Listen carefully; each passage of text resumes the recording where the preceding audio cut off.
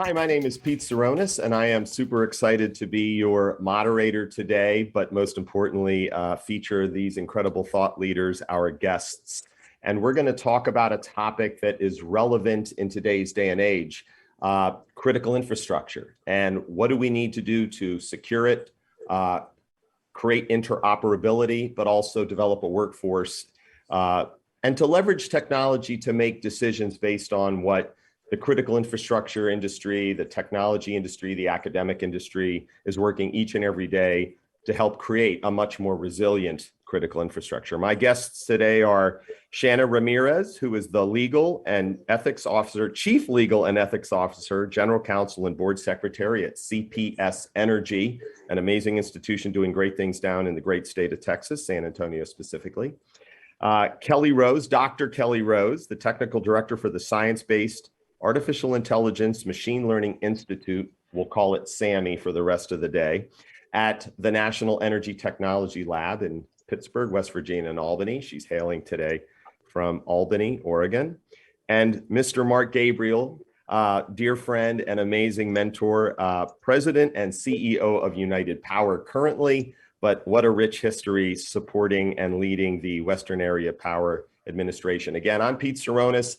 I'll add a little color. I'm the CEO of Dots and Bridges. It's nothing more than a dots, connect them, and bridges, build them kind of thing that I love doing. And while I had a good run in government for 25 years, I was blessed and fortunate to be the Chief Technology Officer at the U.S. Department of Energy. So today's topic is going to address things like partnerships and some technical discussion, cloud-based analytics. Obviously, our audience at the user conference is learning a ton about what does all this mean to me and what do I do with the information, and we'll clearly try to humanize a lot of the technology. But we're going to jump right in. I'm going to introduce, well, I have Shanna, but I'm going to allow Shanna and our guests to kind of talk about their personal and professional journeys and their passion for doing what they do. So Shanna, why don't you take a couple minutes and hopefully build off some of what I tried to do to brag about how awesome you are.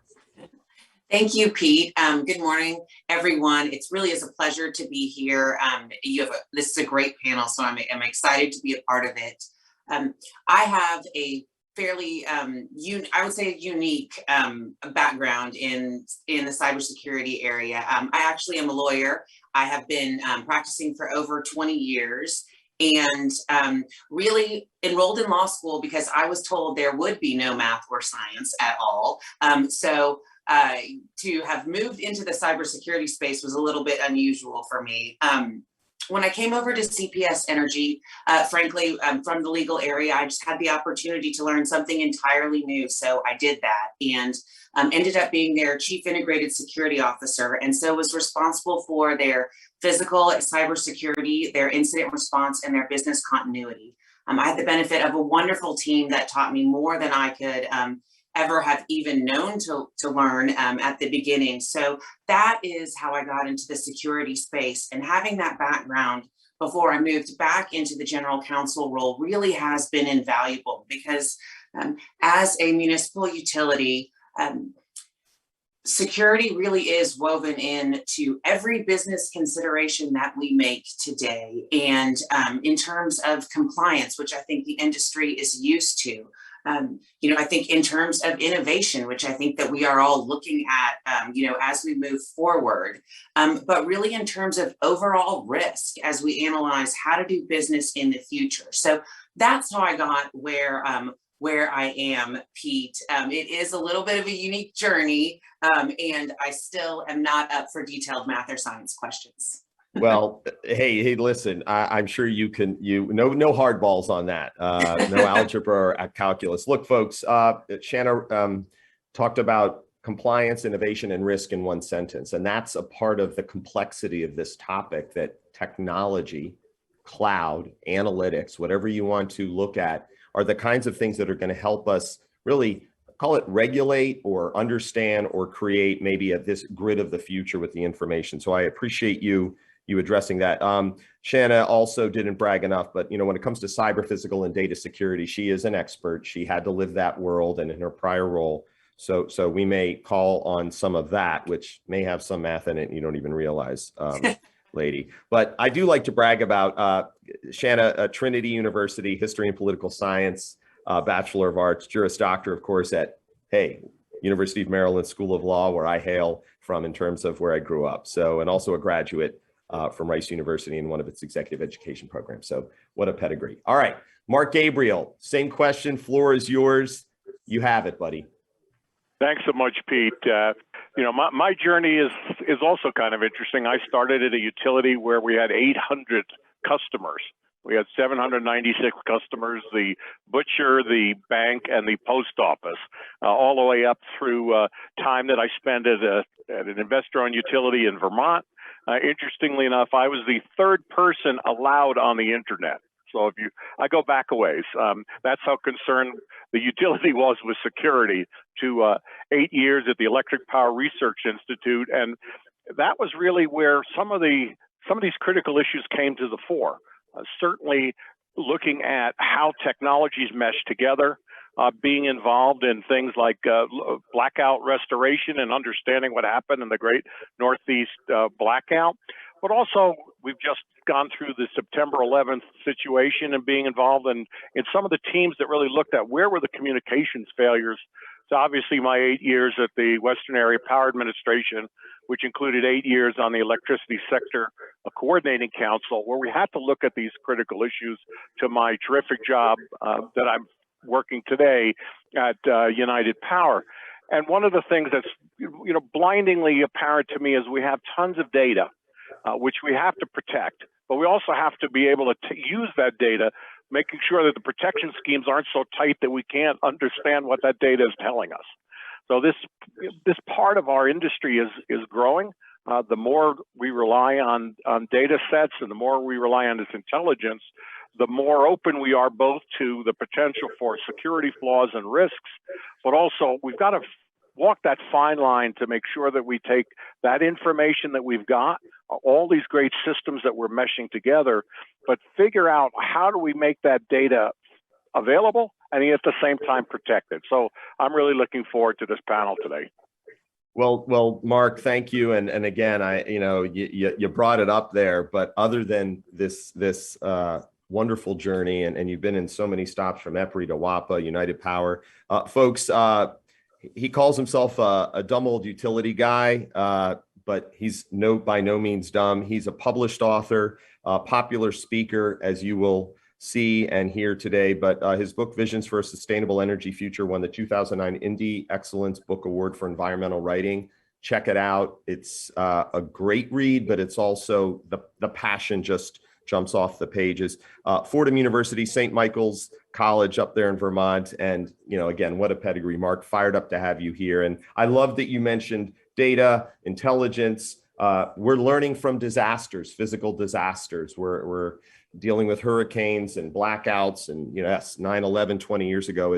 There's a cause, there's an effect, and then what do we learn from it? And Mark, you've experienced so much of that.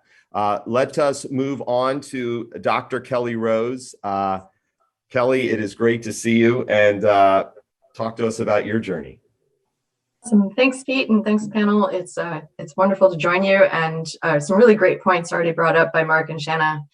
I am a geologist by training, and geologists tend to be multidisciplinary scientists. To do geology requires a little bit of physical science, environmental, chemistry, math, physics, all those weird pieces put together to understand the earth and the environment and the system around us.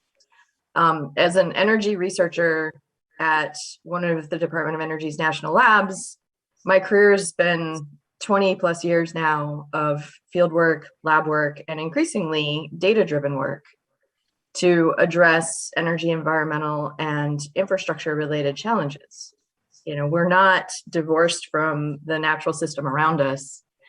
And so the opportunity to use data and data-driven methods and capabilities, tools, models to understand these complex, integrated, environmentally driven, but also human-driven systems to optimize, improve security, and address challenges in the future is really what the career path I've been on is about, whether it's for finding new resources like unconventional rare earths critical minerals, here in the US, addressing water concerns, water shortages. Energy requires a lot of water. The infrastructure systems that we rely on in the electric grid, a lot of power generation requires on a good source of water, but so do other, we want drinking water, we need water for ag, so you need to be able to balance those demands.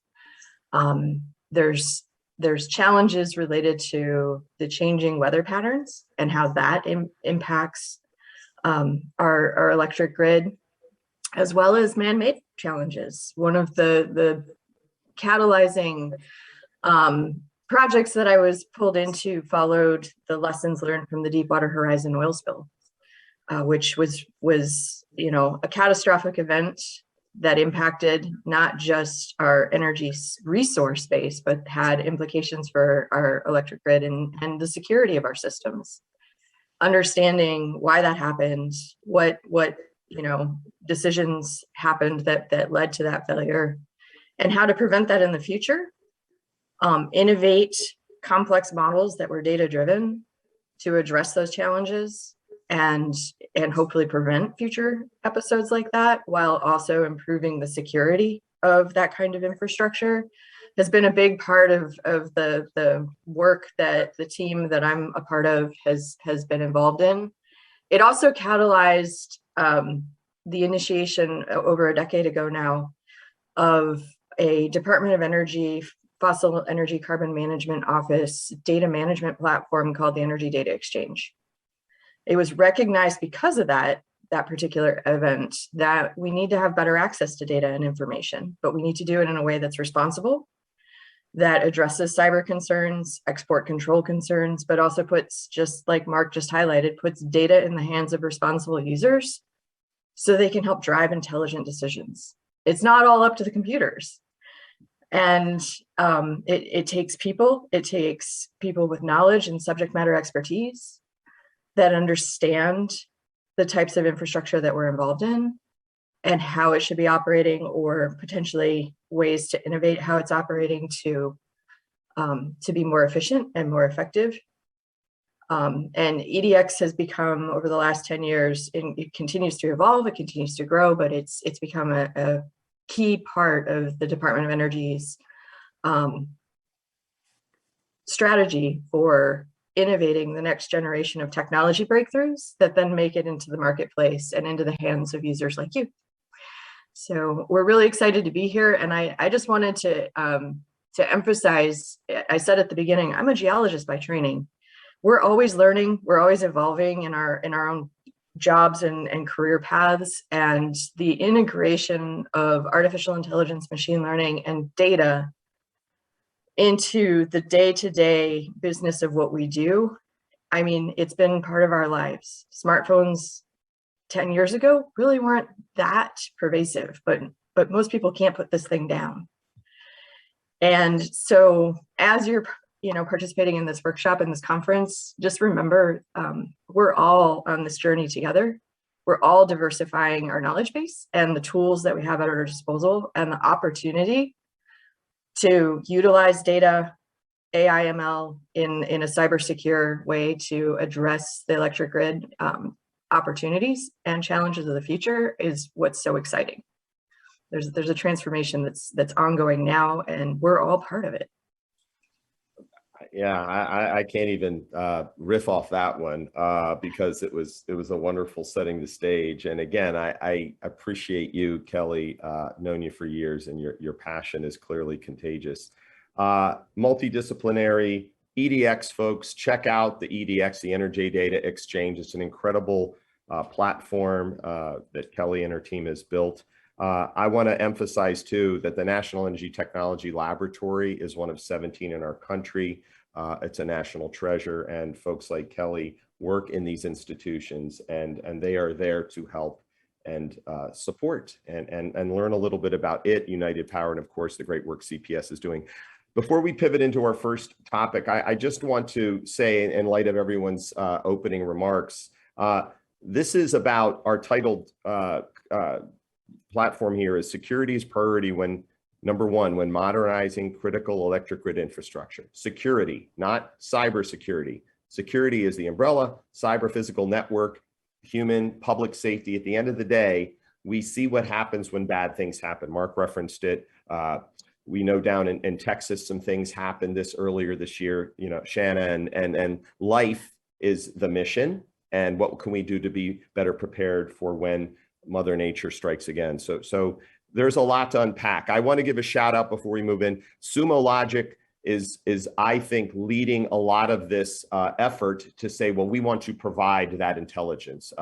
Clouds, software as a service. You read about companies that do real-time continuous intelligence observability.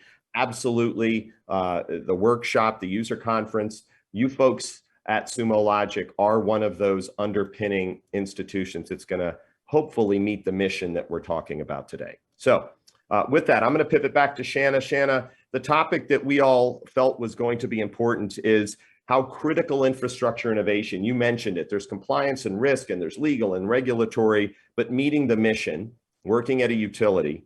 Do you find that technology and mission alignment, as I like to call it, is a gap? And how do you and how did you address, we don't just want to be compliant with cybersecurity in your prior role, but what are we doing to kind of deal with the art of the possible? And each of you will have that question. So Shanna, can we start with you? Absolutely. I have had really the pleasure of being with a wonderful team at CPS Energy as they've gone on this journey. And what I saw was an organization and an industry that started really from 20 years ago. And out of necessity, so it's not a judgment, just a fact, out of necessity looked at security as compliance-based exercise. And that was a wonderful seed to be planted, and it created a great framework to build out on. And we really did build out upon that in our entire organization, in our entire industry. But when we started to move into the innovation space, there was a bit of a gap in understanding of how to overlay that compliance-based framework into the art of the possible, as you called it, Pete. And so what I found was, at least at CPS Energy, we had the ability, the opportunity to take advantage of this really fantastic space that we have in San Antonio. And that is the presence of military and government agencies, great educational institutions, and a municipally owned utility. We also have the rise in that Austin-San Antonio corridor of Central Texas, wonderful tech rise. So we really took advantage of that to see, how do you marry private industry innovation with academia, so that development, wonderful R&D development space, and in a way that gives us applicable solutions that actually improve our grid, both on the OT side and on the IT side. So for us, it really was a fantastic journey of merging a bunch of different frameworks that really had never been merged before, to think through moving from compliance, which we still consider our baseline and fundamentally important. Anyone from NERC or FERC is listening, still love it. No, we absolutely look at that as a fundamental basis of where we start with. But now we really have started to borrow from all of those other wonderful avenues to figure out, how do we make it work in our critical infrastructure space. And what we have found is the actual making it work part is not so hard, because the risk analysis is the same no matter where you're doing the risk analysis. Look at the environment, assess the threats, and determine if you can mitigate those threats. We've had a wonderful way to practice through some of these applications, because we've had these partnerships with academia in the area, and partnerships with our military and our government partners, between the DoD, the DOE. We really have found fantastic ways to practice, to test the applications. So for us, that really was the path, Pete. And I'm excited because I think as I watch it now, it's so much more sophisticated than it was even 5 years ago. But sitting here now, most of the time, I'm still writing down ideas of what we might do a year from now. So I think that evolution will just continue for us. Yeah, great comments, and Shanna, you hit the point of mitigating risk, right? There's no silver bullet. And Mark, coming to you, look, you ran an entity that dealt with a transmission component, the grid, generate it, transmit it, distribute it, energy, water nexus, hydropower. I mean, obviously you've seen it all. Mark, same question to you, and maybe riff off some of that. There's a compliance component. There's making sure the electricity is delivered to the home, but you've always talked about, we have to be in a constant state of trying to make it better. And you've talked a lot about data being that fuel to learn. So what are your thoughts on this mission alignment with technology? Well, there's a couple things. I always talk to folks, not just about compliance, but about the spirit of compliance. It's very easy to check the box, fill out all the NERC paperwork, do all of that, and still be wildly exposed to the risk. And so it's really, I've always asked folks to think carefully about what are we really trying to achieve. Simply checking a box and saying, yes, we've done all of these things, the facts data is very different than understanding what we're trying to accomplish. And a couple of examples came right when I first started back in 2013 at the Western Area Power Administration. The first was Hurricane Sandy. And then literally 2 weeks after I joined was the attack on the Metcalf substation. So both of those things really resonated with me for a couple of reasons. When it came to the attack on Metcalf substation, that was a physical attack on a major substation, which caused us to have to think differently. It wasn't just about protecting the cyber side of the business, but really understanding what is the physical side of our industry. One of the first things that happened in that attack was that they cut the fiber. So all the eyes on that we had were for naught because we could no longer physically see through a computer system what was going on. The second one was really, I think, amazingly illustrative. When Hurricane Sandy occurred, the industry sent trucks and people and all sorts of equipment to the East Coast, only to realize two things. Number one, that they hadn't arranged for the toll booths to let the trucks go through. So there was a gap there. But more importantly, they couldn't figure out where there was gasoline or diesel to power the very trucks needed for the emergency. Now, fortunately, somebody at the Department of Energy's spouse worked for MasterCard. And they discovered that if they found where the credit cards were still being accepted, they could then point the utility vehicles to those gas stations to fill up. Now, those are unrelated pieces of information that were knitted together. And I think that's really going to be the secret going out to the future. My big concern is twofold. Number one is that we're going to see a combined physical and cyber attack. And we've seen bits and pieces of this around the globe. And the second thing is, kind of to Shanna's point, we've got to not let all of this stuff bind us up so we can't think and move out into the future. And that's really, really critical that we focus on how can we best use these technologies, both the physical and the cyber side, to move into a different universe. The great example is with automated metering infrastructure. Originally, that was designed, quite candidly, to eliminate meter readers. Well, what do we find today? Well, we find today we can eliminate nested outages. We can decide where to put equipment in storms. We can use that data to understand what's going on in neighborhoods. So really creating a knowledge path and having people be creative with that information. And at the same time, go back to, all right, how do we protect it? It's not just cameras and fences and all sorts of devices. It's linking those together to give us a big picture of what does it look like? How can we better operate the system? What does system visibility look like? And also not exposing ourselves to the risk of not having a good eye on the problem. And we saw that in the 17,000-mile transmission system that I was operating. We can watch as storms roll through. And then how do we literally self-heal the grid? How do we use resources that are maybe out in our customer or our members' facilities? And how do we mesh those together in a way that strengthens the grid, much in the way that we think about the internet today, where a server fails, and guess what? We still can do a Zoom call. Mark, I wrote down like 8 words that really, I think, encapsulated this and this is great segue to Kelly, where, you know, aggregating data, curating data, highlighting data, and then obviously visualizing it. You're talking about a knowledge path. You talk about meshing and integrating information. I mean, based on a physical attack. I mean, you've been there on the ground when bad stuff happens, and you can have all the analytics and all the tools in the world. But the question that you always emphasize, and I love it, Mark, is, you know, we want to create, and I'm going to just look off some of your quotes you gave me in our prep call. We need a reliable, a resilient, and a flexible grid of the future.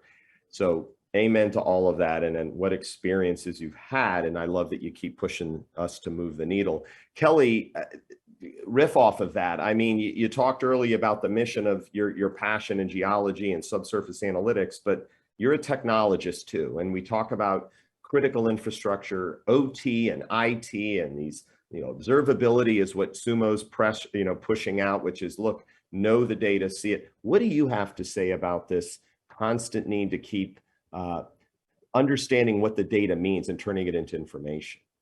I mean, I'm going to go old school on you guys. I'm actually going to, one of the most critical resources, even at a, you know, geeky technical lab like where I work, and in a program that is you know, very computer science based and data science methods based, we still go back to the experts. And that means the knowledge experts, the people with their boots on the ground that know how these systems work now.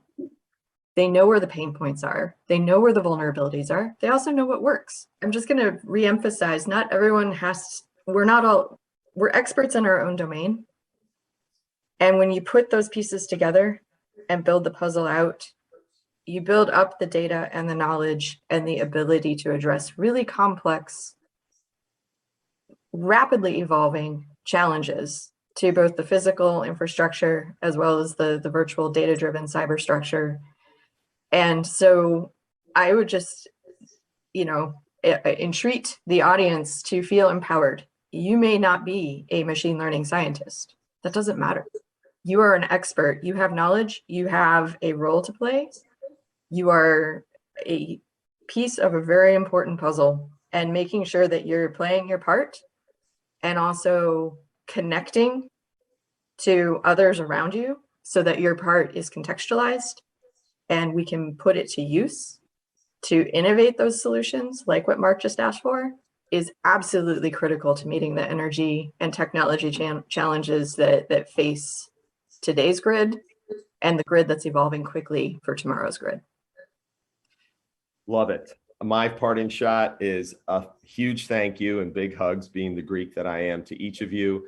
To our audience, stay curious, stay passionate, stay authentic. Our guests today represent that in spades, and we hope you enjoyed this and maybe brought some color and we grounded how technology truly needs to enhance humanity. So thank you for tuning in.